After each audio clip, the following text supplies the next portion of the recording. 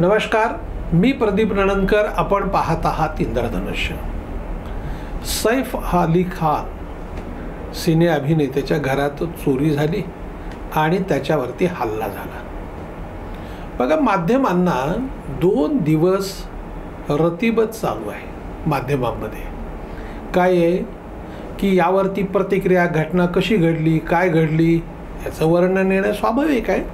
पण त्यावरती ह्या राजकीय मंडळींच्या ज्या प्रतिक्रिया सुरू झाल्या ना, खास करून जितेंद्र आव्हाड हे जे सतत विषच ओकत असतात, त्यांचं काय म्हणणं आहे, सैफ अली खानवरती जाणीवपूर्वक कट आहे, तो कट करण्यात आला आणि त्यातही अल्पसंख्याक त्यामुळे झालं असे पण आरोप करण्यात आले.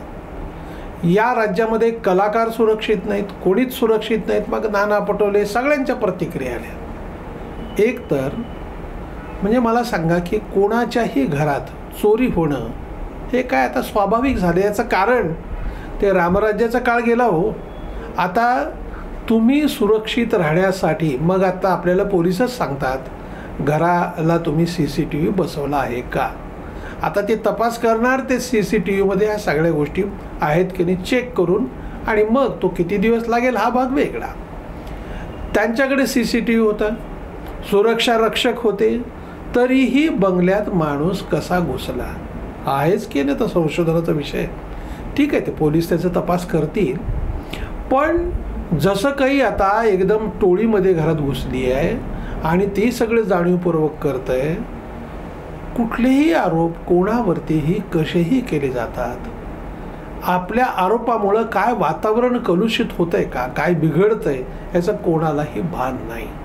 त्यातून राजकीय स्वार्थ आपला साधता येतो यासाठी असे आरोप केले जातात. आता जो एक संशयित आरोपीचं चित्र काही दाखवण्यात येत होतं, त्यातल्या संशयितांना ताब्यात घेतलं आहे, त्याचा तपास चालू आहे. बघा, माध्यमामधनं बातम्या काय आहे की संशयिताला त्याच्या तोंडावरती कवडा टाकण्यात आला होता, मग त्याची मान खाली घालण्यात आली होती.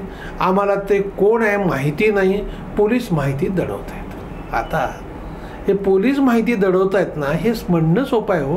अहो, त्यांनी संशयित म्हणून ताब्यात घेतला आहे, अजून त्याचा तपास नंतर सांगतील ना. खराच जर तो आरोपी असेल तर त्याचं नाव जाहीर करतील पोलीस. माध्यमांना लागली घाई.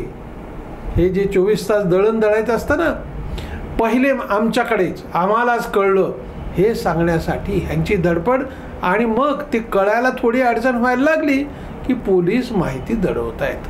पोलीस त्यांचं काम करत असतात, तुम्ही तुमचं काम करा, तुम्हाला जे वाटतं ते बोला.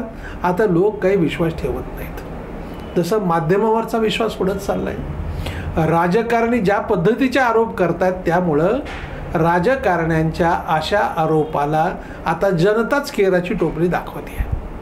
या लोकांची ही अवस्था विधानसभा निवडणुकीत झाली, अजूनही यांना अक्कल येत नाही. कोणत्या विषयाचं गांभीर्य आपण लक्षात घेतलं पाहिजे, कधी काय बोलावं याचं गांभीर्यच आपल्याकडच्या राजकारण्यांना येत नाही. आणि त्यामुळे सैफ अली खान हा विषय 2-2 दिवस माध्यमामध्ये चर्चेला जातो. राजकारण्यांना वाटतो की ह्याच्यावरती आपण टीका टिप्पणी केली तर जनतेत मत एक वेगळं होईल सरकारबद्दल आणि त्याचा आपल्याला लाभ होईल. जो तो आपल्या पोळीवरती तूप पोळून घेण्यासाठी, आपल्या पोळीवर तूप मिळावं यासाठी असे आरोप करतोय. प्रत्यक्ष घटना, त्याचं गांभीर्य, हा सगळं आता कोणी काहीही चर्चा आहे समाज माध्यमामध्ये. तर एखाद्याने समजा जर चाकूने हल्ला केला तर चाकू मध्ये रुतून बसतो का, चाकू तुटतो का, प्रयोग करून बाबा बघ. आता समजा डॉक्टर सांगतायत तुकडा निघाला, आता तो तुकडा कशाचा निघाला त्याचा तपशील सांगतील ना डॉक्टर. पण थोडी बहुत काहीतरी माहिती कोणीतरी दिलं की त्याच्यावरती शंका कुशंका व्यक्त करा, हे झालंयच का, हे जाणीवपूर्वक, अशा ज्या चर्चा चालू आहेत ना फुजूल, त्यातून निष्पन्न काही होणार नाही. पण सैफ अली खानच्या घरातल्या चोरीला, त्यांच्यावरच्या हल्ल्याला एकूण जो जातीय रंग, धार्मिक रंग देण्याचा जो प्रकार तो अतिशय निंदनीय आहे.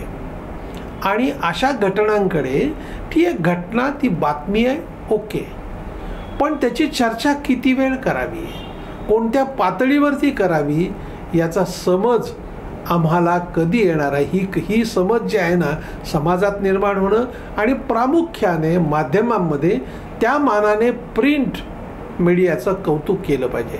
त्यांनी त्या घटनेची बातमी दिली, तिचं दळणदळत बसले नाही, पण चॅनलवाल्यांना अशा ह्या गोष्टीचं दळण दळण्यामध्ये आनंद वाटतोय.